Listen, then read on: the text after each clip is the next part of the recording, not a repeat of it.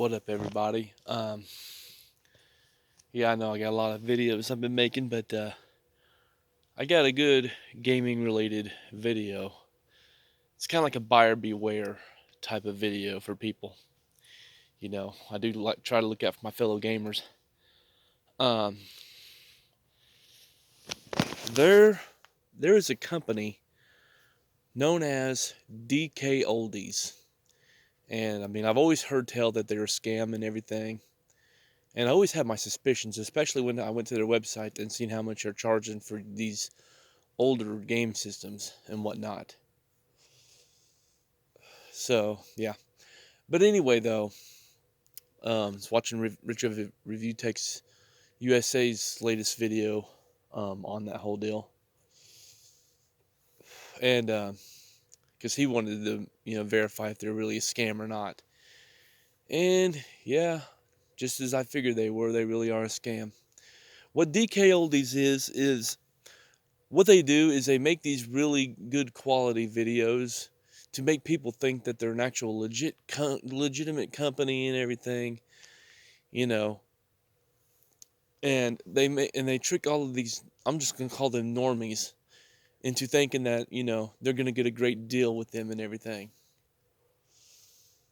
Well, like I said, he paid like over $300 for an NES.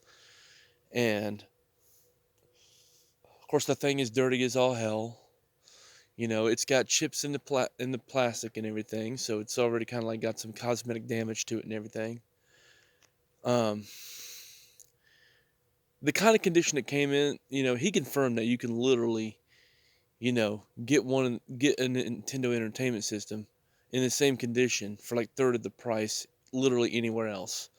So I'm like, yeah, like I said, I kind of figured they were a scam whenever I seen how much they were charging for stuff online. So it was no secret to me. No surprise to me whatsoever. So, yeah. So, yeah, if you're someone looking for a retro game system, whether it be something like the NES, an Atari, Super Nintendo, N64, whatever, Dreamcast, whatever, you know, don't go with DK Oldies. Go with, you could probably find a decent seller on eBay, maybe on Amazon, something like that. But at the end of the day, avoid DK Oldies at all cost. So, yeah. Just some friendly advice for my fellow gamers. So, yeah. But yeah, I seen that and I'm like, well, I always figured they were a scam, but now I can see why people make parody videos on them and everything else. And honestly, now I really don't feel bad for them at all whenever people resorted to death threats against them. I'm like, well, you know what? You rip people off. Of course that's going to happen at some point in time, Of course you're going to receive a death threat or something. That's just a given. You rip people off and that's what happens. I mean, like I said, I'm not going to go around resorting to a death threat against them or anything, but I can see why other people would do that.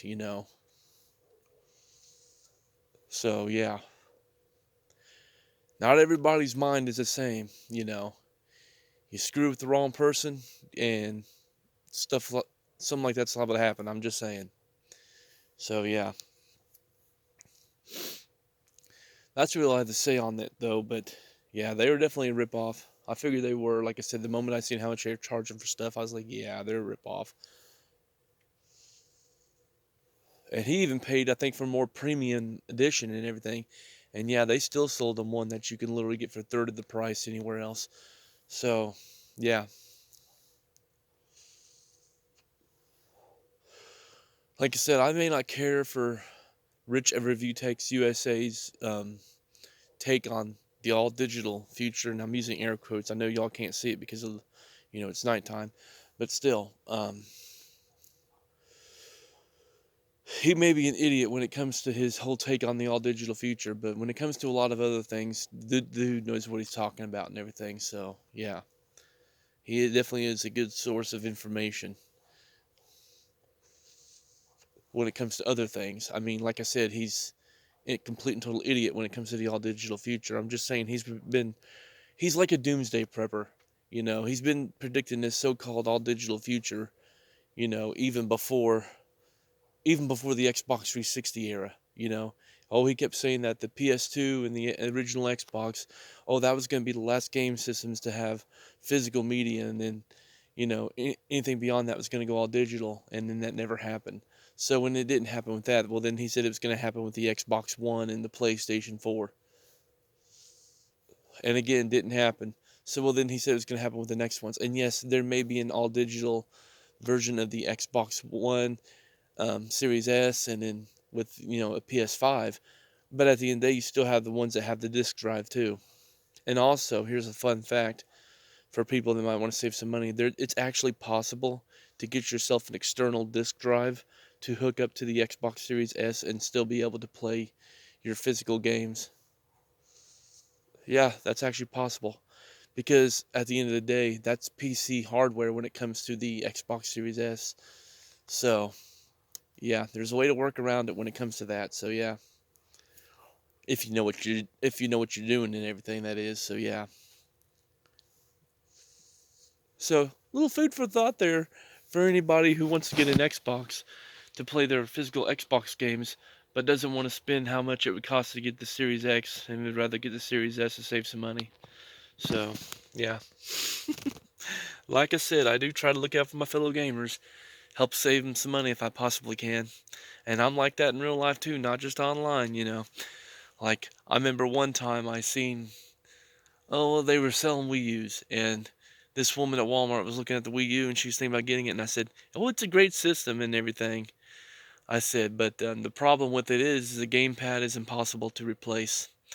They don't sell the gamepad separately, and it'll cost you at least $200 to get a brand new gamepad if anything ever happens to the gamepad that the system comes with.